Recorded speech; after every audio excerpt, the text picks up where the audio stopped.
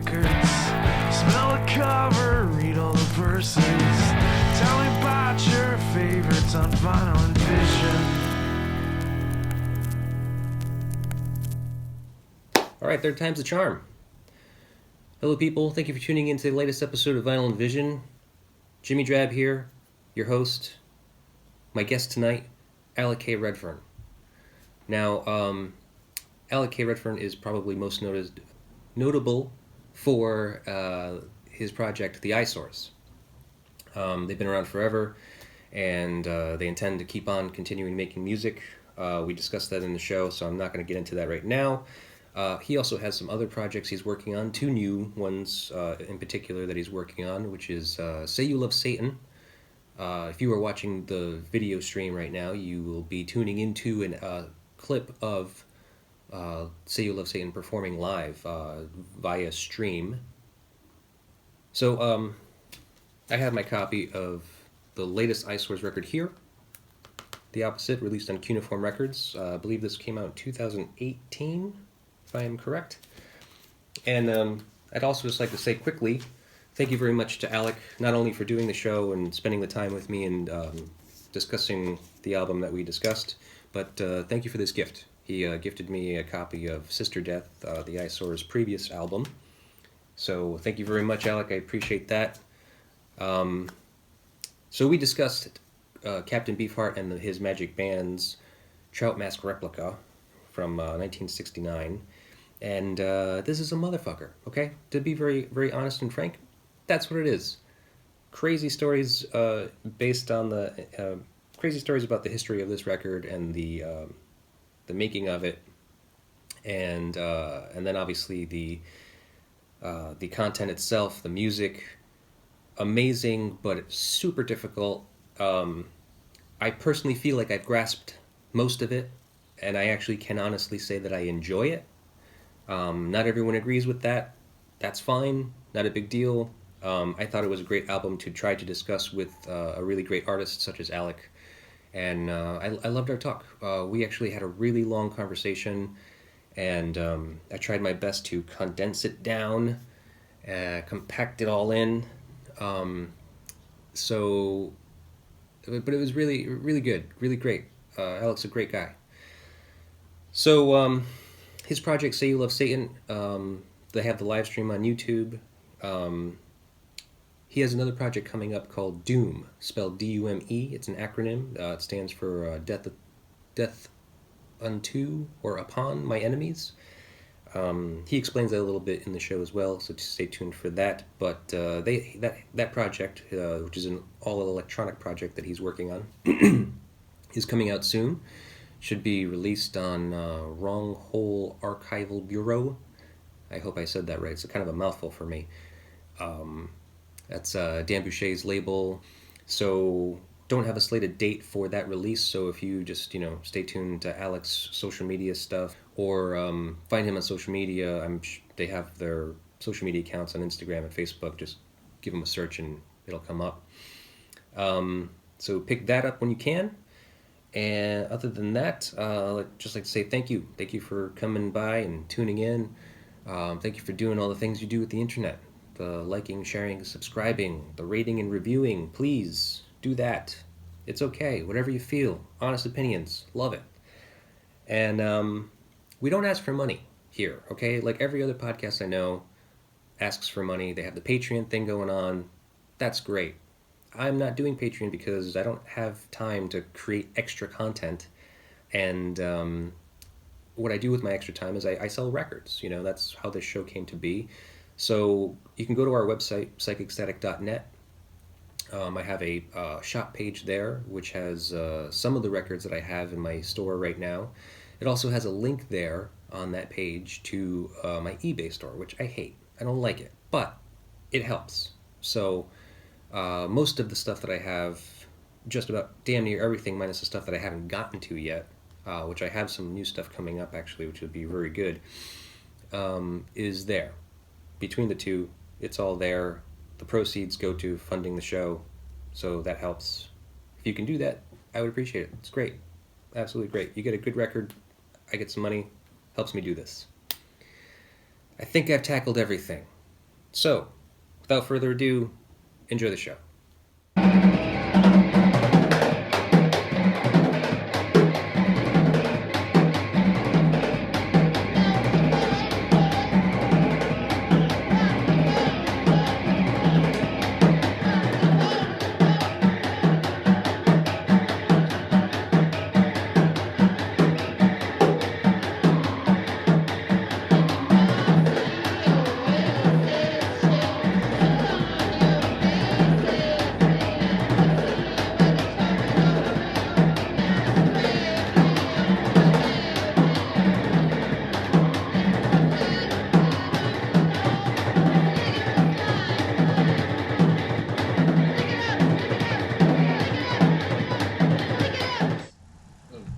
But that's a can of worms. We don't even need to get into that. Otherwise, I've been good. I've just working a lot and working on a new music project with Dan Boucher? Dan Boucher from Neptune. He was in Neptune, Yep. and Hana Ko, who was in Freakbag. We've been doing our sort of socially distanced rehearsals in Dan's garage, and it's been interesting. Yeah. Actually, I just spoke with Steve Matos, and he actually had mentioned that to me, that new project. What is it called? It's called Say You Love Satan. Say You Love Satan, okay. Yeah. Hey, there's something that's going to drop in your camera. Oh yeah, that's the tape. I'll just take it off altogether. Yeah, there you go. Just for now. Later. Okay. Yeah, there we go. That happens during every Zoom meeting. There's this encroaching, blackness that comes. Yeah. It's just a piece of electrical tape. Yeah, let's hope that doesn't get literal. Right. So let's just start off light. First of all, how have you been? How have you been handling your quarantining for now? Well, reasonably well. I've become very nocturnal. I've sort of find myself kind of pacing the house like a ghost at night. But it's been. I mean, I was working from home anyhow in my job, so it wasn't too big a switch. And I do tend to spend a lot of time in this room messing around with that thing and other things, So it's not a huge change for me. If I was 22, it might have been a different story, And Right. I can't go to the bar, I can't go out and get crazy, Yeah. But as an older person, I feel like it's just a matter of I have to put a mask on when I go out now, So it could be worse, I'd say. It could be a lot worse. Yeah. And knock wood, I guess, for that. I got some for you right here. All right. Cool. Well, I'm glad to hear that. I mean, I think that, we can all relate. We're all kind of going a little crazy in one way or another, but, as long as you're holding up, that's good. Yeah. It seems that you started off playing, as far as creating a project. Like, what's the first project you started? The first project I started was called Classic Migraine, and I started when I was 14 with my friend Tom Warren. Oh, okay. And that was a sort of pre-band, I guess. We didn't know how to play any instruments, and we wanted to make heavy metal music. We didn't really know much about punk rock. We hadn't really been introduced to it yet. This was in about 1984, 83, 84. So we knew it existed, but so we would do the best we could with our Casio keyboards and acoustic guitars, which is all we had, and kind of bang on them and yell a lot and try to make heavy metal songs, but it didn't really work. What was funny was that when a few years later, someone played Half Japanese, Half Gentleman, Not Beasts record, and I was like, this sounds not unlike what we were doing, and it was probably a similar thing. It came from isolation, I guess. But my first real band was Redfearn, like the first band where I was really, I guess you can call that a real band. We actually released 17 cassettes, and I don't have any of them, and I kind of hope they never start because they're pretty awful. Yeah. But the second sort of more of a real project, I guess, because I was actually learning to play, and I was playing bass in this, was called Redfearn, and it was with Don Larson, who was in it was with Don Larson and Art Tedeschi as a trio. Don was in Flower Gang and Death Vessel later. Art played with. He was in a band called Water Dog. He did a little bit of stuff with one of the Green Day guys. I'm not sure exactly what the full details. I'm not sure if he's doing music or not anymore. I haven't talked to him in years, but Don Larson? Don is. I still talk to Don. He's still in North Attleboro. Art, the drummer, Art Tedeschi. Oh, Art Tedeschi. He's a great drummer, but I'm not sure if he's still playing music. He was in Portland last night. I checked, but that band was kind of that band was mostly instrumental, and it was kind of odd. It had some surf influence, had some SST Records influence, and we played a lot of parties. And I felt like it could have probably gone somewhere if we had just stayed focused, but my life was kind of in chaos around the time. You know, it was sort of graduating or in the process of dropping out / graduating from high school. It was a little confusion. But so that was my first band that I played like an instrument that I practiced with an amplifier. Yeah, Laverne, huh? Laverne, yeah. So that was also 84? 84, Laverne 83? was 87, 88. Oh, 87, 88. A few years later. It was the summer of 88 that we were most active. Okay. And it was the reason why I didn't go to college. I was scheduled to go to Framingham State for art, I guess. I just decided I didn't want to quit the band, so I didn't go. Right. So, Right. Even though actually Framingham is a pretty short drive, but I just kind of didn't want to be consumed by that. I just wanted to play music. You know? Yeah. So back in 84, you said that was the first time you started a band. What was the first instrument you learned to play? Well, in Classic Migraine, I was playing an acoustic. My parents had got me an acoustic guitar for Christmas one year and got me lessons, but it didn't really take that first round. I think I was about. Sorry. Was it right? Well, alarm going off. What had happened was I take some lessons, but I don't know. There was some point that I couldn't get past, and my teacher didn't explain it to me very well, and I just ended up getting frustrated and quitting. But I kept the guitar, and I don't know. But my friend Tom and I we have a tape recorder, So I guess it was this acoustic guitar that I messed around with. I didn't know any chords, didn't know any scales. I would just kind of play it. I played it with a Chinese star, one of those like really cheap Chinese stars that they used to sell back in the 80s. Mm-hmm. And so that was sort of the pick. That was about the extent of that. But my first real instrument where I sat down and practiced and actually played was bass, was electric bass. Figured 4 strings I could handle, Right. Start off slow. Start off little. Exactly. Oh, that's interesting. So then when did you make the conversion over to learning the accordion? Well, I had. It's funny. This would have been like 89, 90. I had just gotten a tax return back when I still got those. Uh-huh. And I was on my way to McConey Music in North Attleboro to pick up, there was a bass I wanted to put a down payment on. I think it was a Guild or something. But I stopped at Fred's Buy, Sell, Trade, and Loan in Pawtucket, and they had an accordion. Instead of going to buy that bass, I bought an acoustic guitar and an accordion. The accordion was I think $50 or something like that. The acoustic guitar wasn't much more. And I ended up playing them both for a bit. I was really excited about the accordion because it was 1990 and it was so unhip at the time. It was really the only points of reference anybody knew were other than polka and Weird Al Yankovic was Cajun music, which I didn't know anything about, and though I learned a little bit about it later. And then also They Might Be Giants, which was sort of like an alternative rock band, Yeah. And I liked some of their stuff, but that wasn't really the reason why I started playing. It wasn't like I wanted to be like these guys. It just felt like uncharted territory to me. It felt like an instrument not many people were doing much with, and it was completely portable and could be a full band. So it seemed like the ultimate post-apocalyptic instrument. In that sense, a world without power, we can still be a full band. Accompaniment, lead, or chords, and there you go. Yeah. That makes a lot of sense.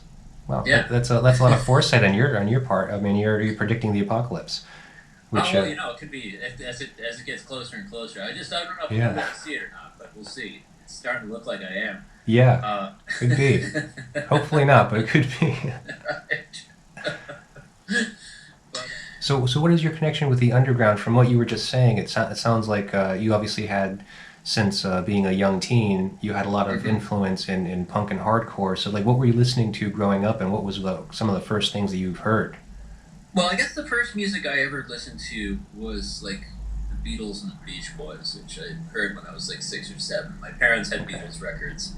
They weren't big music people, but they had Beatles records. They had Beach Boys records. So, and I was fascinated with all the photos on the records, and I thought Good Vibrations was incredible. I just thought it was like this snopper of a tune, even when I was.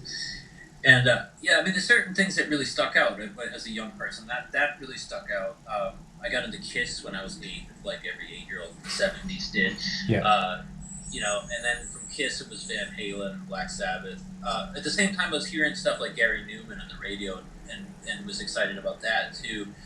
But I guess I became sort of a metalhead in the early 80s just because I felt, like it's that time. I guess I was like around 11 or 12, 13. You're starting to want to like form your identity. So Alec, I asked you here to talk a little bit about music in general, a little bit of your history, which we've gotten into a little bit, and then also about a record that you feel influenced your music and your art. So you decided on Trout Mask Replica by Captain Beefheart and his Magic Band. I did. And you pulled this up, which you kindly sent me. Oh, yeah. It arrived yesterday. Looks good. Beautiful gatefold LP of Trout Mask Replica. And this really is like, what a record. A confounding, aggravating, beautiful record. Right. Good. Okay, I'll hold it up. There we go. Yeah. Is it good? What I get? That's perfect. That looks great. Perfect. So just to be clear, that is also the newest reissue, the 2019 Third Man Records reissue. Okay. Yeah. As a matter of fact, I got that from Analog Underground, and so Dave says hi, and he wishes you would come by and say hi to him. I do need to do that. I just noticed that it had this too. This fold-out lyric sheet. That's fantastic. Yeah, I've been reading about it, and supposedly it's very true to the original, minus like the label on the vinyl. Right. But for the most part, yeah, it's supposed to be a good reissue. As a matter of fact, if you look at Discogs, at some of the people that have been reviewing, as you were saying, mentioning how comments can be horrible and depressing, right. You go to Discogs and look that record up, specifically that version from 2019, and people have been kind of complaining that it's actually not a great sounding copy, and sometimes some people have said that there's even so much as a skip that happens on like the second side of the second disc. So I don't even know. I don't know how far you got with it so far. Like, I don't know how you feel about the quality. I'm not terribly picky about that sort of thing. I'm not like a vinyl freak or an audiophile in that sense. I have an old kind of crazy stereo setup, a Frankenstein setup. Yeah. And it sounded good to me. I don't know. Okay. Yeah. I started watching the John French interview that Andreev, is that how you say? I guess we'll say yes. Sam Andreev did, and it's really great. And he was really the arranger on this record. Yeah. John French. He was kind of the guy that was sort of. Well, I guess that if you're dealing with Captain Beefheart, you're not so much an arranger as an interpreter, really. Right. Because he was the guy coming from he was approaching his music from a sort of sculptor's visual art approach and describing things. Because, everything was word of mouth. But most of the crazy Beefheart rumors I heard ended up being true, which is really good. They've been verified, is that he wrote the whole thing on piano. It's like, oh, shit, it's guitar music. But then I actually heard some of the demos when they did those Grove Fins compilations. Oh, okay. Yeah, there's actually some recordings of him playing the parts out on the piano. And obviously, like, he was not always kind to his band members. There was apparently a big like fisticuffs with John French and him, where he ended up going down a flight of stairs apparently. Yeah, there's that. There's also, I mean, like how familiar are you with some of the stories of the sessions, recording and leading up to their session? I read Bill Harkerwood's book. Oh, okay. Quite a few years ago when it first came out, and I do remember him talking about like band meetings that would last for 23 hours and stuff like that. Right. And that he would just be gone for a long period. He would just like come in and go, all right, like throw some like crazy shit at them and then just disappear for several days. Yeah. Fortunately, he had a band that just, like that were up to the challenge and that were like ready to just commit to these ideas, because these were really outlandish ideas, especially for the time. I feel like there's songs on that record that I feel like groove pretty well, like that actually, like, I won't exactly go so far as to say danceable, but maybe danceable under the right circumstances. A lot of drugs, a lot of illicit substances. Yeah. Right. A lot of illicit substances, or just a maniacal dedication to finding each little twist and turn in it, right, and adding a move. So that would involve choreography. It's a very complicated business. Mm-hmm. Well, I think that's kind of the way the music was composed. I kind of feel like all of the parts. Like I was talking to Hillary Jones about this, and I told her like how we were going to talk about this record, and she was just like, "Oh, that's a tough record." And I was just like, I know, I've been listening to it, and like it is a very difficult record to listen to, but I think that same is true for me as was a number of people who have listened to this record in the past and who have reviewed it positively, is that it takes a few listens to kind of really start to grasp and understand and appreciate what it is. And I started to realize, and this was confirmed for me after I listened to some of these interviews with some of the members of the band, is that each song, individually, minus the whole album, let's just focus on one song, is every instrument is basically playing a different melody. Yes. And all of them layered together create this one piece, which is dissonant and kind of like hard to listen to at first.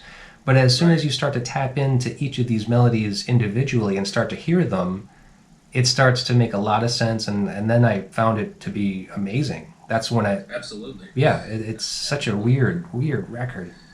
Well, yeah, I feel like the breakdown of formal roles of a given instrument in a rock ensemble, bass guitars, usually you have a bass player who's sort of playing the roots of the chords, you have a drummer who's playing the upbeats and downbeats, and then, the guitar players can be fancy on top of that.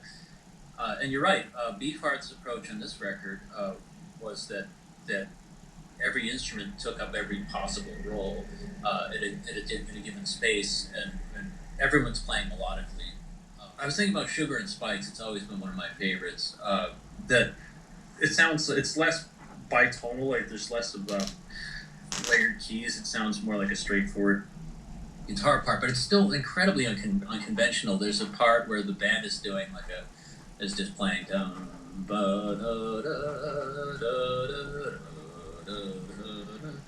and instead of the drums holding things down, the drums are just going berserk during that section. It's just just doing this very kind of like like falling downstairs kind of drumming over this sort of thing, and then they all just kind of on a dime come back together at the end of it.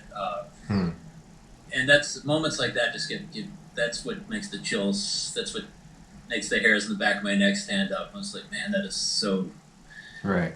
It's so exciting. Yeah. So Alec, let me ask you. So before we get too far into the record, what was your first experience listening to it like?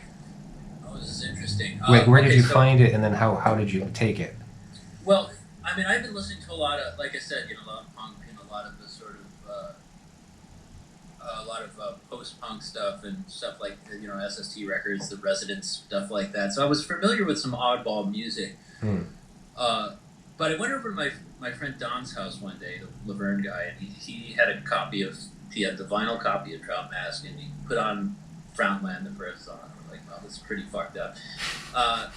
And then he skipped ahead to like Ella Guru, and it was like, all right, and there he comes into that part where he just goes to this weird, almost disco groove. And I was like, oh, okay, all right. This actually does groove in places, but then it sort of falls apart. And I didn't know what to make of it. I didn't know if I liked it or hated it, but I knew that I wanted to listen to it. I wanted to spend more time with it. There's certain tunes I would fixate on, but like the whole thing is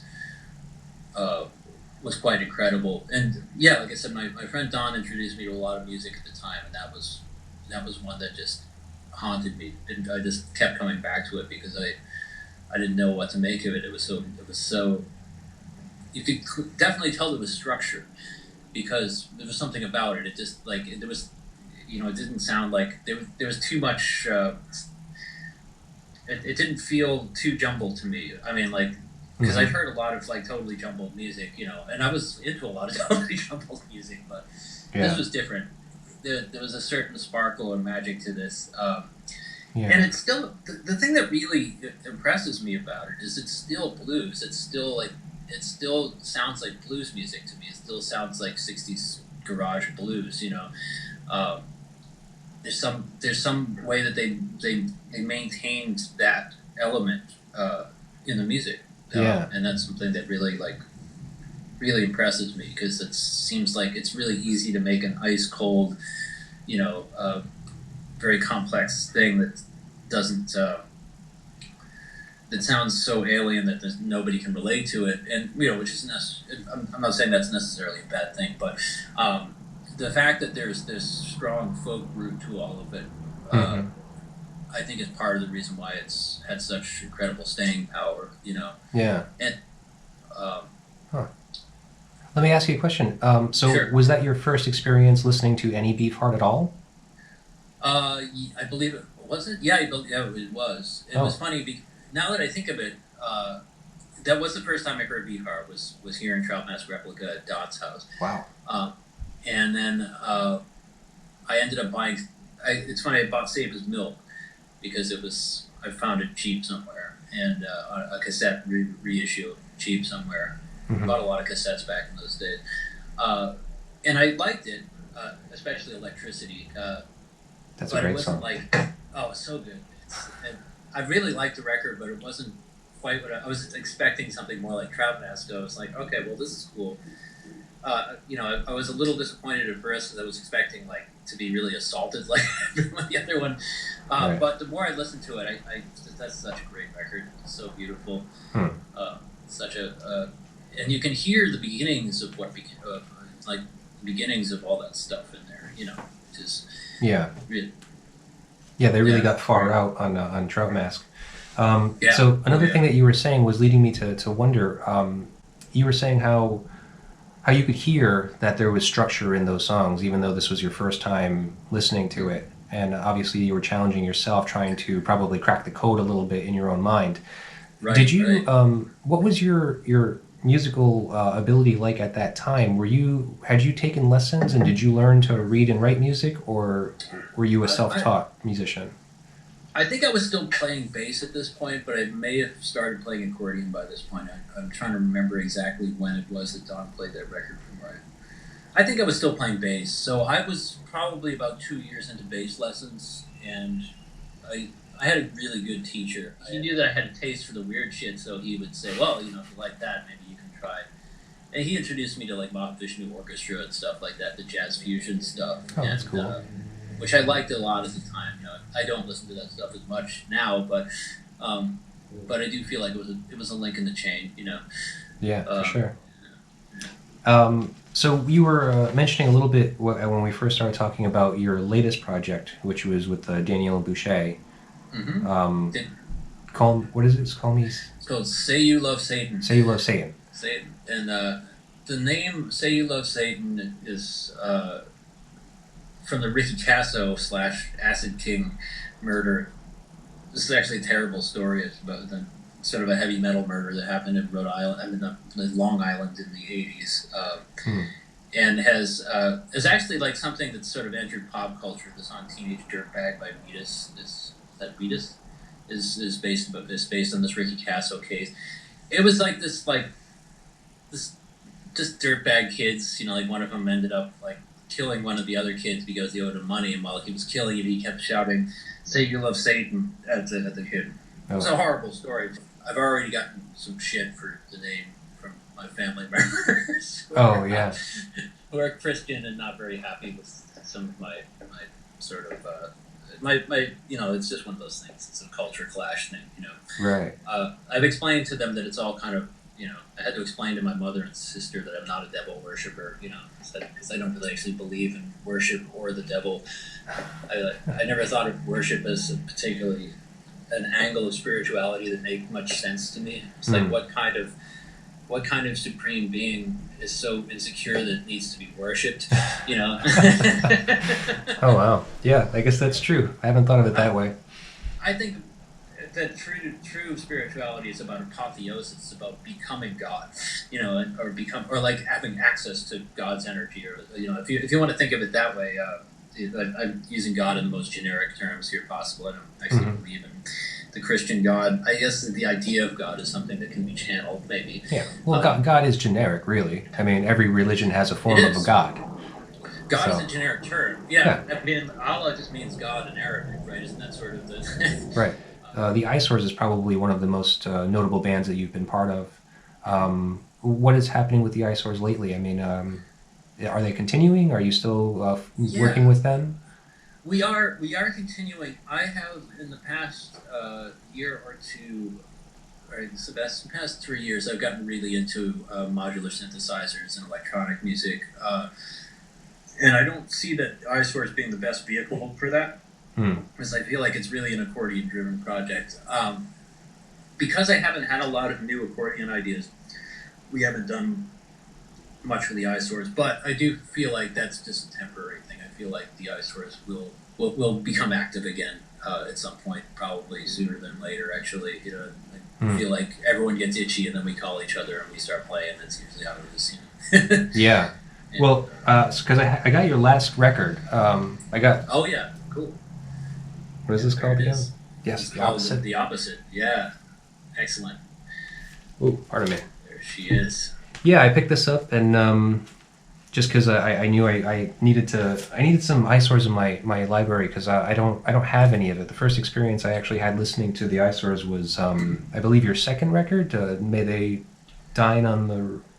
Oh, that's our first record, actually. Oh, is it? Dine is our first record, and what's interesting about that record is that there's nobody's left from that lineup except for me. Matt Everett wrote a couple songs on that record. He was in the Eyesores and the Amoeba Ensemble. He's part of the Everett family in Providence. There's like 6 Everett brothers. Yes, I think I've met a couple. Yeah, you've probably run into some of them. Yeah. At the bar or whatever, They're one of Providence's first families. They're lovely people. Matt, I think when we started the Eyesores, we had been in a music ensemble doing this instrumental, like crazy stuff. I had started learning to sing a little bit. I discovered Nick Cave and Johnny Cash. I was like, I want to sing now. It took me about 15 years to learn how to sing in a way that was satisfying to me, and I'm still like, not every day is a good day, but what was interesting was we were like, let's do a singer-songwriter project.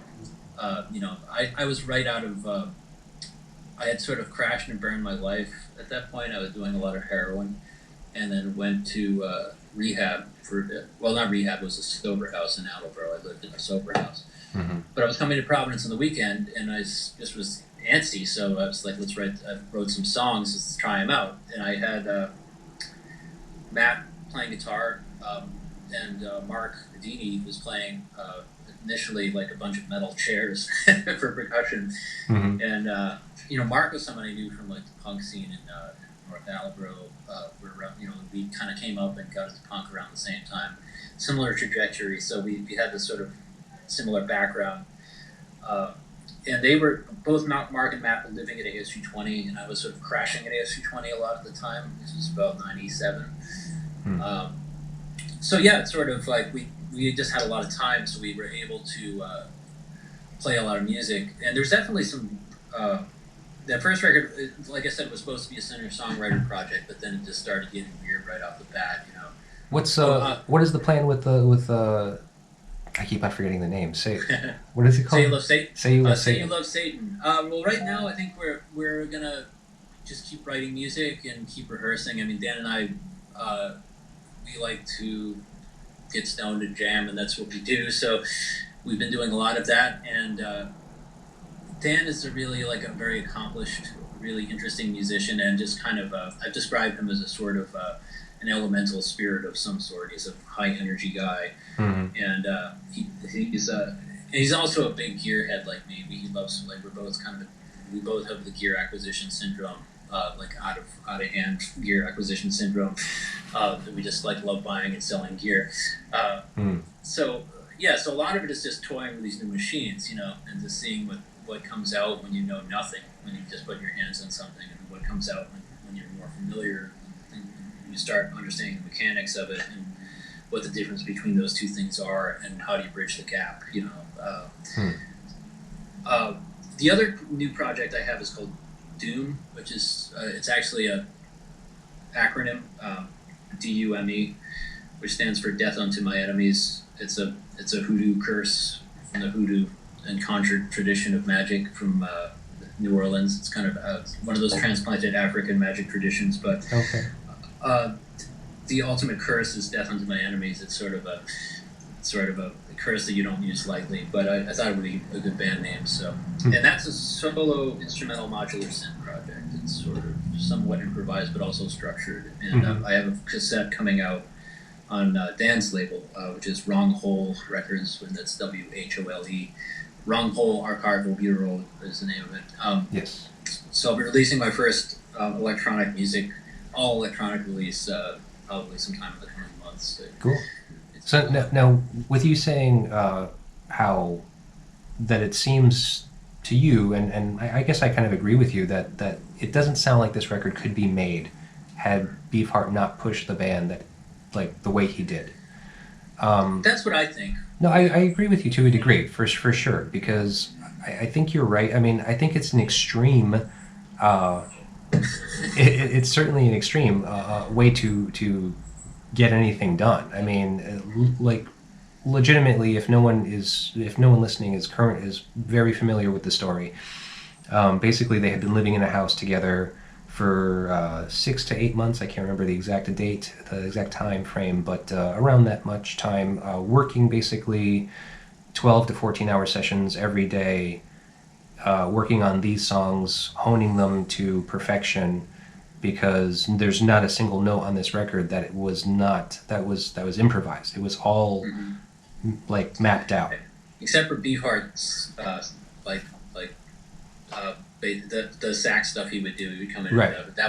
He was the one that took the most liberty with the recordings, and he was the one that gave himself the most time, because the recording session itself for the main tracks of the band was done in 6 to 8 hours. That's what they say, yeah. Yeah, and then Beefheart gave himself 2 days plus to work on vocals and other, overdubbing instrumentation like sax and whatever else, maybe some piano. No, what else did he do there? He did some harmonica. Okay, yeah, that makes sense. He actually was a pretty decent blues harp player. And apparently, while he was tracking, he would refuse to wear headphones. Right. Yeah. And they would just have them blast the main mix through the as loud as possible, and he would just do his thing, because he didn't like wearing headphones. Right. And there is something his voice is pretty incredible. It is this sort of the kind of singing that I would never be able to pull off in a million years. I've always been a very careful singer. These people that can just belt like that can just shout and belt and still be on key and musical in the process. Right. I think that's something you're born with. I don't think that's something you can create out of I think some people just have a specific type of voice, and with experience and working with it as a tool, you develop it to a degree. But I think for the most part, that's just there. Your voice is what it will be for the most part. Right. So Beefheart is one of those people who just has that strange voice that's just what kind of comes out of him naturally. Tom Waits seems to be another one, because even in his early career, he may have been more along the lines of your straightforward crooner, and then morphing into, I believe, after the Beefheart influence, into that I don't know, that strange like junkyard dog that he has become. Yeah, it's funny hearing those early Tom Waits like Harder Saturday Night and Closing Time, where he sort of sounds more like a slightly gravelly 70s singer-songwriter, you know, in Southern California. And then, like, he started getting into the Beefheart, Louis Armstrong, really, like, you know, hoarse, like, that thing he does. It, again, it's something I could never begin to imitate, you know. And that's probably for the best. I actually feel like it's like, you really only want a handful of people that do that well, because then imitators kind of water everything down, you know. It's sort of, you end up like, I don't know, but a good example of a band that's been watered down by imitators. Well, think about Sonic Youth, a band that in the 80s when they first came out sounded like music from fucking the moon or something. And by the end of the 90s, there were so many bands that sounded like Sonic Youth that I remember when Murray Street came out, I was like, this just sounds like a band, like this almost just sounds like a band covering Sonic Youth at this point, because so many people were so influenced by that. That's the good thing about being a captain, you know, doing a record like Trout Mask Replica, is that very few people can pull that off. And so that's why you don't hear a bunch of like Beefheart clones. It's because it's nearly impossible to make. To make music like they were making music that was kind of like that sort of defied everything. Like the way that those guys had to use their heads and also shut off their brains at the same time. But even more so than the musical influence on your art, like the like kind of the way that he worked, like so basically him being the slave driver thing. I was just like, I don't see you as being a slave driver to your band members and to your bandmates. No, not really. I mean, I guess I was more like a slave driver in the early days of the music ensemble, but I'm not really an aggressive person. I tend to be pretty mellow. I mean, my bandmates all gotten pissed at me, I'm sure, at one point or another, because I can be a difficult person. But I've never been as difficult as I've never been difficult on that level. You know, part level. Yeah. Well, it was funny. One of the first times you were mentioned to me was by Will Schaff. Oh, okay, yeah. And so he basically he said he thought that you wouldn't mind. So he shared the story. He shared the story of like what drew him to finally quit the Eyesores. To the donut store. Yeah. I did steal Will's donut. I was hungry. Yeah. I had every intention of placing it. It just didn't work out at the time. We didn't work out. You know, it was. It was also like we were going to take my van to the gig. We were playing on the radio in Boston, and when we showed up, like they opened the door of the van, and just like all this trash just poured out of the van in the street. So my bandmates were like, ugh, and just started like cleaning up. Like, I'm really sorry, I just haven't had a chance to, you know, it's like working a lot of the time. Will and I also worked at. We worked at for a summer. We had the same. We were both working for Manpower Temps, and I think it was the summer of '99, maybe.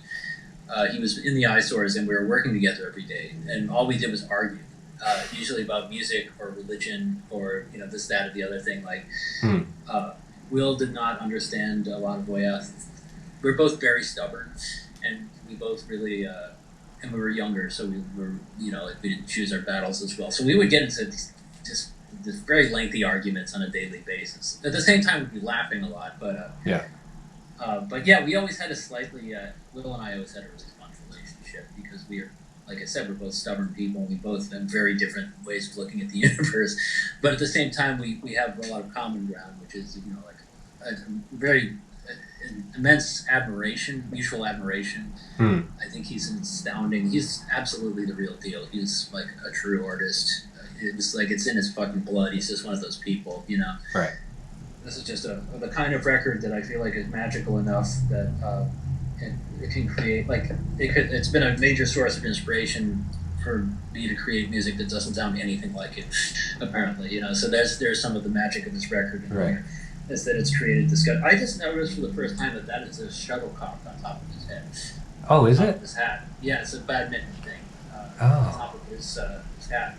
Okay, so that's something I'd never noticed. Every time I come to this record, I just got something new. I'm sure. That's what it's there for. I mean, to always discover something new about. Absolutely. That way. Absolutely. But it's funny. Maybe I'll just have this be my final thought on the record. Okay. With you having said that, is that this record, with his lack of any actual musical ability, or beyond his singing. yeah. I mean, his ability. sure, the way that he wrote these songs seems childlike, because with that lack of, like, it's beautiful in that regard that, you know, children kind of create some of the most amazing art because it's completely pure. It's a blank canvas of, like, creativity, because anything that they can think is what they will make, and that's what they will stand by. And that's kind of the way he created this music, is that because he just ticked away on a piano and then told somebody else, transpose this so that I can bring this to the band. Right. So that's kind of what it is. I mean, it's this elevated response to, you know, in simple terms, a child's creation. Absolutely, yeah. Well, what's interesting too about children's art is that it's always compositionally perfect. There's an instinct we have towards compositional perfection that we lose as we get older. That we are born with an innate sense of composition that we tend to lose over time as we get preconceived notions about things. But child's drawings usually are balanced really beautifully, and there might be something about. There's an analogy that ties to the Beefheart thing, is that I feel like that he maintained a sort of childlike perception that created, a sense of composition. He created so he was able to create incredibly sophisticated music in a childlike way. Was it the LSD influence that you were mentioning? I think that's part of it. I think he definitely they say that it was after he did a lot of acid that the crazier ideas started coming. Crazier, I guess, depending on your perception, I guess. Right. So yeah, I do feel like LSD also, like, it's, like, people joke about it all the time, but it really was like a big stepping stone in our evolution, philosophical evolution as a species. Maybe not literally like Darwin in the Darwin sense that takes thousands, millions of years, but just in terms of how our thinking, how we broke out of old modes. Well, tried to break out of old modes of thinking. I think we keep getting pulled back into them by people who are resistant. Yeah, that's interesting. I unfortunately don't have any experience with it. With acid? Yeah, acid and LSD is one of those things that I've just never come across it. And now at this point, I'm a little afraid of it. I did some a couple weeks ago for the first time in many years, and it was actually kind of nice. I did it on my birthday. I was turning 51.